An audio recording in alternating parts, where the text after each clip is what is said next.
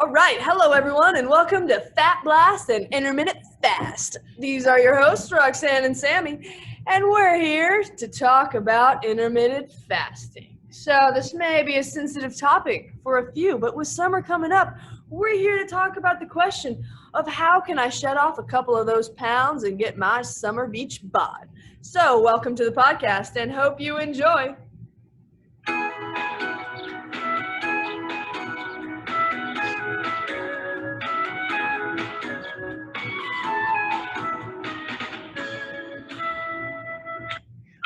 All right, ladies and gentlemen, welcome to our podcast, the Fat Blast and Intermittent Fast. So the summer's approaching, it's no secret, and that could only mean one thing. Everybody's panicking and scrambling and trying to think about how to get that perfect summer beach bod. So there's all this talk and research about so many different diets, what to eat and what not to eat. It's frankly overwhelming. So we decided to save you guys some of the hassle and try one of them out ourselves, tell you the science behind why it'd be an effective fast, and then our personal experiences while on the diet. So, Roxanne, would you want to tell them a little bit about what exactly we did? Absolutely, Sammy. So I would just like to start off this podcast with a big thank you, big shout out to Mr. Sammy over here for providing his before and after pictures. So, we can see him on the beforehand and the afterhand. So obviously intermittent fasting was doing good things for him. You're looking good, by the way. So each of us decided to do a different little variation of intermittent fasting for the week. So I decided to do OMAD, and that just means one meal a day. So my intermittent fast consisted of eating, just as it sounds, one meal per day. Sammy, on the other hand, decided to do a time frame intermittent fast in which there's a time window and one can consume food, which he chose 7 hours. And the rest of the day, aka 17 hours, consisted of a fast. So Sammy was able to eat between the hours of 10 a.m. and 5 p.m.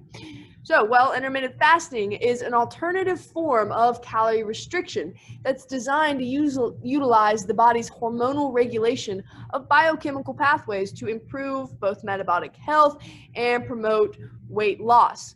However, note that if you are entering the diet, even intermittent fasting, with the goal of losing weight, the words calorie deficit are very important because both of the options we did, there was no restriction on caloric intake. There's no restriction on the kinds of food that we could eat. There's simply a restriction on the times and amount of meals that we were allowed to consume.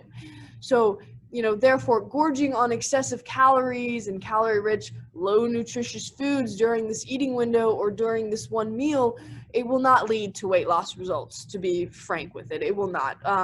Instead, you should be eating whole foods and just good things if you are also intending to intermittent fast for the weight loss purposes. All right, Roxanne, that sounds amazing. So now this is a diet that we both like because we think the science behind it is pretty sound. However, our viewer statistics tell us that the majority of our listeners are not exactly experts of biochemistry. So we will try to simplify this as much as possible because we really do think it's important that you understand the processes of why this would be an effective diet. So we want to communicate that so you can implement it into your own approach strategies.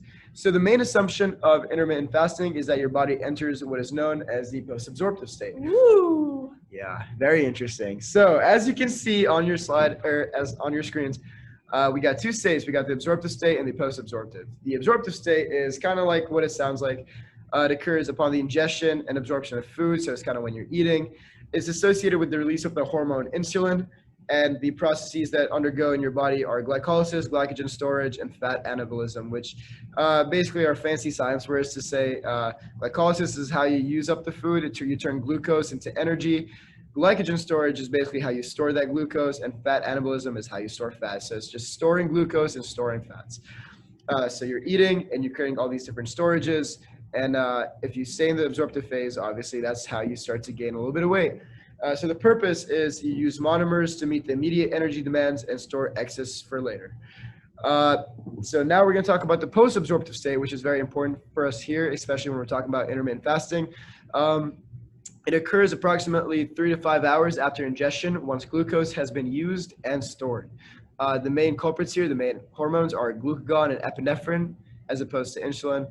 And the main processes that undergo in your body are glycogen degradation, gluconeogenesis, and fat catabolism. So kind of the opposite of what happens in the absorptive state. Instead of building up glucose storages, you're breaking them down and using them. Instead of using up glucose to make energy, you're taking those intermediate molecules and making glucose because you want more glucose in your blood. And instead of fat anabolism, which is making fats, you're breaking them down for energy. So basically, the post-absorptive state is this kind of state of your body where you want to break down all your storages because you want a source of energy. You're not eating, so you need energy. So the purpose, as you can see, is to break down storage molecules to release energy for fueling bodily systems. So thereby, your blood glucose as well as other energy markers within the cell like ATP would be low when in the post-absorptive state, and your body would try to compensate by utilizing storages in your body to generate glucose from other precursors or form alternative sources of energy. So the issue is our bodies love glucose, right? But we use up to 160 grams of glucose a day, and our glycogen storages, which are our stored form of glucose, typically near about 190 grams of glucose. So there's only that 30-gram little gap there to spare. So thereby, if we fast for more than a day and we run out of these storages, Roxanne, what do you think would happen? Oh boy.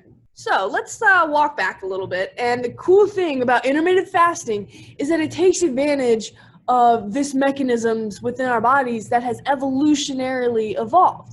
And so our bodies have, accounted for the importance of glucose by giving the liver the function of regulating blood glucose levels during the post-absorptive phase.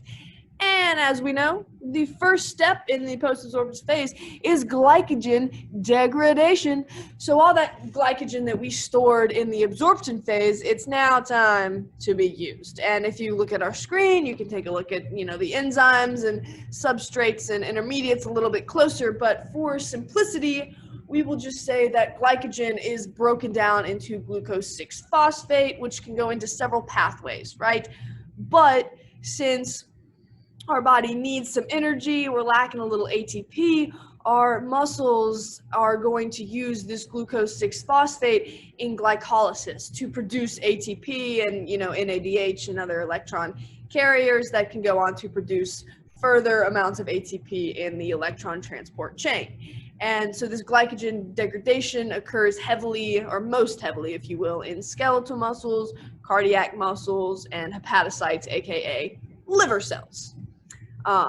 However, we only have enough glycogen in our bodies to be broken down for so long.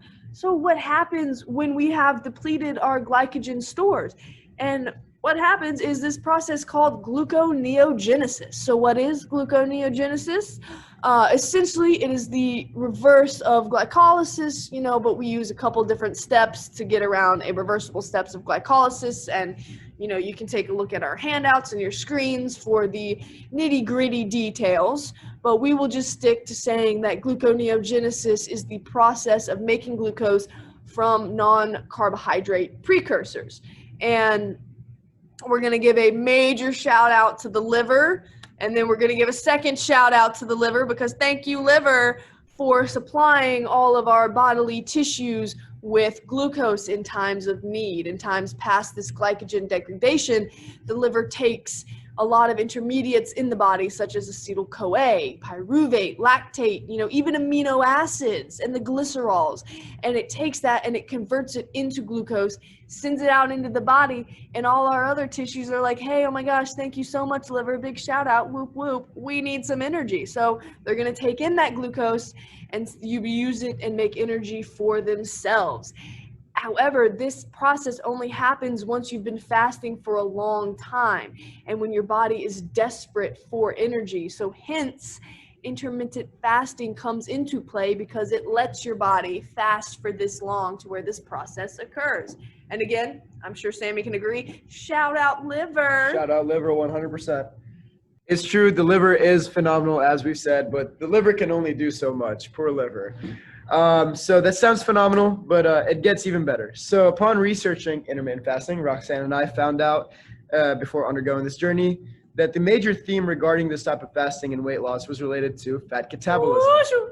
Oh yeah. So fat catabolism, in non-scientific words, is just the breakdown of fats. The prolonged duration of the post-absorptive state induced during intermittent fasting allows the body to deplete ingested glucose, glycogen stores, and causes gluconeogenesis to occur. However, these processes can only supply the body with glucose for so long, and fat catabolism begins to take hold to both fuel gluconeogenesis and produce energy through a process called fatty acid oxidation, which you can kind of see on your screen right here. Here we have a 18 carbon fully saturated fatty acid, and so it undergoes 8 cycles of fatty acid oxidation to create 9 acetyl-CoAs, 8 NADH, and 8 FADH2. The latter two that you can see on the screen are what are known as electron carriers, and they go straight to the electron transport chain to produce energy just in the form of ATP. The 9 acetyl-CoAs go through the Krebs cycle to create ATP as well, but also more NADH and FADH2, which also go to the electron transport chain to make energy. Long story short, the only thing you need to know really is we got these fatty acids and they're making a whole bunch of energy. So once again, the hormones that trigger this sort of cascade are glucagon and epinephrine. And once released in your body, they trigger a sort of cascade that ends with the eventual activation of enzymes known as lipases.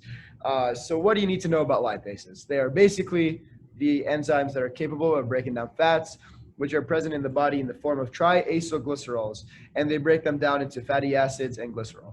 Glycerol can enter what Roxanne has already talked about, gluconeogenesis. Thanks, liver. Oh yeah, liver number one, to create glucose, and which we are now very low on since we've been fasting for quite some time. As for the fatty acids, they undergo a process called beta oxidation, which again you can see on your screen, to eventually produce the cells of our bodies with energy. And there you go. That's how intermittent fasting leads to weight loss. So it takes advantage of the fact that our body is desperate for these energy sources after not having consumed a meal for some time. And you end up running through your glycogen and your fat storages, and you're just using the energy stored within your body, and that results in weight loss. Heck yeah. Sounds awesome. But here's the thing, Roxanne, right? So an important question that a bunch of our listeners really want to know, they've been coming in with all these texts and asking about is intermittent fasting safe? They want to get into it, but they're worried about the consequences. So Roxanne, what can you tell us about that? Well, I would like to report, along with other scientists, that intermittent fasting is very safe. And the reason it is because it takes advantage of our evolutionary biology as humans. And so this is a unique kind of diet in which you're not taking away something from your body. So there's nothing missing from our processes. And we're not adding something kind of scary that could create, something a little odd to happen, in order to produce this weight loss. Instead, we are just reverting back to an earlier biological, digestive process that we have used to do in the past. And so here you can see that hunter-gatherer societies, back when humans were hunting and gathering and starting up, what would happen is their meals would be infrequent. They wouldn't be eating these 3 meals a day that us Americans are used to right now. They eat a large meal once they get the prey and have enough, roots and berries and such, and they enter this small absorptive phase. Well, thank goodness that they eat enough to last them several days. So they store up all this stuff, and for several days between, hey, I have food, hey, I don't have food, and even longer in the wintertime when they can't get food, they're in this long post-absorptive phase when they can use all of these, molecules that they've been storing. And hey, once they finally get another meal, they go back into the absorptive phase. And this process kind of repeats, but in the end, it just leads to a much longer post-absorptive phase than absorptive phase, right? And so now, what we're used to in the modern American society, yeah, we're used to, 3 medium to large meals per day. And nothing against this, but it keeps our body in the absorptive state. And as Sammy said earlier, what the absorptive state does is it uses the calories that we just consume to provide energy, and it stores the rest. So throughout your day, when you're eating these 3 meals, you are consistently relying on the calories you're consuming, and then you're storing more. So you're never tapping into your energy stores, and that leads to a lot of weight gain. We will point out that depending on the person, a short period of time can be spent in the post-absorptive state between meals, but it's just not significant enough to harness our biological, events that used to take place. So what I'm hearing is basically you keep taking in all this extra food and you keep storing it and you keep storing it, but you don't give yourself time to actually use up those storages. Exactly. And so these storages lead to weight gain. And this is where intermittent fasting comes in, right? Wow, oh my goodness, look at that. And so what this is doing is it's trying to revert us away from this American constant absorptive phase diet and back to the phase where post-absorption is equal to or even slightly excessive towards the absorptive phase, right? So we are just trying to maintain our body breaking down the things that we have stored. We're giving ourselves time to use our stores, and time away from just constantly relying on consumption. And this is what can lead to the weight loss, is that finally our bodies are able to use our stores, which is what our bodies have been so efficiently built to do. And it's completely safe, and it's safe because this is what our bodies have been meant to do, So yeah, it's been great, and I think between the two of us doing this for a week, we have more effectiveness things to talk about, but safety is definitely up there. All right, Roxanne, I love the sound of that. But from what we've also seen, something else that we kind of want to address is, we've seen, okay, you just talked about the fact that it's safe, but we also want to consider, is it effective? Why would we want to go on a diet that's going to do absolutely nothing for us? As you can see from our before and after pictures, it's very effective. We're looking good now. We're looking absolutely phenomenal. But you got to think about what made it an effective diet. So the first thing you got to consider is, it's got to be combined with exercise. And you have to be in a caloric deficit, as I believe Roxanne's already kind of talked about. She kind of touched on it already. Most of these intermittent fasting diets don't really limit the amount of calories you take. Usually kind of just limits the amount of time or the certain time range you can eat or the amount of times you can eat. But you got to remember that you have to eat at a caloric deficit in order to lose weight. Also, just remember to eat clean, whole, nutritious foods to keep you feeling full with adequate sources of proteins and carbohydrates. And so that's all really nice and cool. But let's dive a little bit deeper into the actual research. So from what Roxanne and I like have the sound seen, of that. Oh yeah, is that studies have shown that intermittent fasting both increases your leptin and your insulin sensitivity, which is it's super cool. In non-scientific terms, leptin, for all our listeners, is essentially just a hormone that makes you feel full.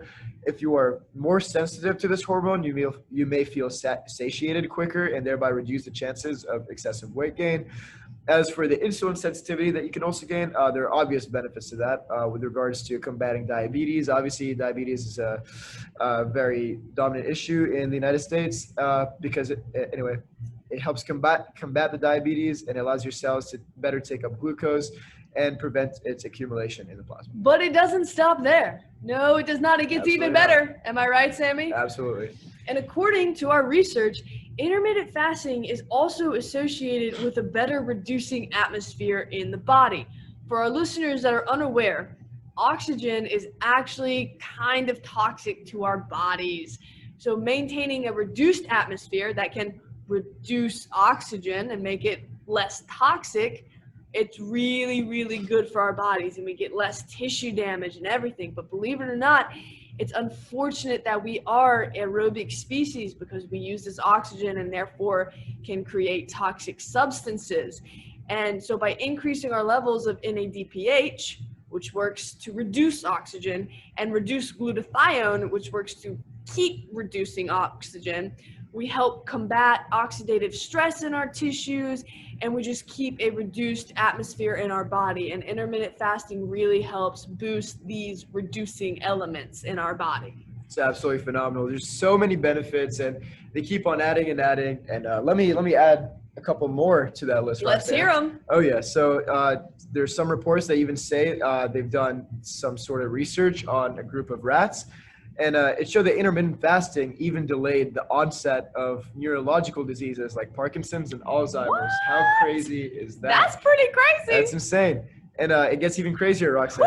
Oh, yeah. It even led to better DNA repair that reduced the chances of getting 13 different types of cancers. Like 1-3, the big 1-3? The big 1-3. 13. It's just Wow. 13 different types of cancers. Like, who would have thought from intermittent fasting? It really is crazy stuff. As y'all can probably see, we are definitely advocates for this diet. But we want to put our money where our mouth is. So we've been telling you that we've attempted these different types of intermittent fasting. So let me start off with you, Roxanne. Tell us, what have your experiences been like this past week through this intermittent fasting routine? Well, as you can see from all our before and after pictures, it has really been great. However, the short term, there were a little side effects. So Sammy was so kind to invite me to dinner, and we're sitting at a booth in Burwell, and he just happened to take this lovely photo of me, and he caught me right before I could eat, and I was very hangry. Very, very hangry. So there is this hormone that's kind of the opposite of this satiating leptin hormone, and it is called ghrelin. For our terms, we're going to call this bad boy the hunger hormone. And ghrelin is secreted around meal hours based on what our body is conditioned to. So before this intermittent fast, I'm used to eating 2-3 meals a day. And so ghrelin is going to be secreted at those times and be like, hey, Roxanne, you're hungry. Well, because that's when I'm used to eating food. And so at the onset of this intermittent fast, I was only having 1 meal a day. So I was getting this ghrelin secretion at times where I wasn't allowed to eat, which led to my hanger. And this hanger persisted until my body was able to adjust to this new schedule. So I was very hangry for 2 to 3 days. Not only that, I went all out with this OMAD diet, and I was just not really working out for my active lifetime schedule, and I got a little bit of the keto flu. And so what the keto flu is, it's, causes headache, irritability, fatigue, trouble sleeping, and it occurs when the body switches from constantly burning glucose as fuel to primarily burning fats, which of course, as we've learned today, intermittent fasting primarily burns fats. And this, unbalanced breakdown of fats versus glucose leads to the creation of ketones and ketone bodies in the liver that are then used by our brains. And this just gives you a little bit of, keto flu symptoms. And it completely subsided after a few days. As soon as my ghrelin was gone, my hanger subsided, and I was a lot happier. It just takes a few days to adjust to this idea of intermittent fasting. However, I would like to point out, I'm not the only drama queen here. I believe Sammy had some issues as well. Didn't you? That's right, listeners. I just want you guys to know that we keep it real with you here on this podcast. We talked about the advantages, and now we're going through a little bit of the disadvantages that we faced throughout this whole experience. Fortunately for me, unfortunately for Roxanne, I guess, is my symptoms were not as severe. As you can see from the pictures to the right, the top right picture was me attempting a half mile. Unfortunately, only made it halfway through the half mile before I got tired. And the picture to the bottom is me in class the next morning. Of course, not biochem, because I love biochemistry. This was in a different class. Is this why you sleep every day invertebrates? You've been intermittent fasting? It's because of the intermittent fasting. That's all I could say. So why is this happening? Why do I have this lack of energy? Well, it's because, so as we talked about, fatty acids can be used for energy after we use up our glucose or glycogen storages, and we do gluconeogenesis. But until your body is readapted to burning fats as fuels, one may experience periods of energy droughts throughout one's day when intermittent fasting. As you can see, I felt those same effects. So in order to not go through this kind of thing, make sure to eat enough and consume nutrient-rich foods. And it usually subsides after a few days of fasting once the body adjusts. You just gotta adjust to the changes that you're implementing on your body. Yeah. So that being said, intermittent fasting is great. It has great effects. It's very safe. It just takes a few days of adjustment. So we don't recommend intermittent fasting for 1 week and then eating normally and then intermittent fasting, because then you keep having to readjust. It's a lifestyle. You got to commit. Exactly. So overall, we recommend intermittent fasting if it fits with your lifestyle. Just pick a schedule, that complements your work, your school, your fitness. Don't be me. Don't do OMAD when you love to go running in the mornings and you just need a little pick-me-up afterwards. Don't do that, But we really enjoyed intermittent fasting. We recommend it. We got to experience, the biochemical processes as we were going through them. So I highly recommend overall intermittent fasting. Thank you so much to all our listeners. Please keep sending us your questions and join us again next week. Yep, and we published a paper in this little scientific journal, common to everyone in the biochemical class of Dr. Baker at 8:30 in the morning. So go check that out for even more information on intermittent fasting. Thank you so much. Thank you.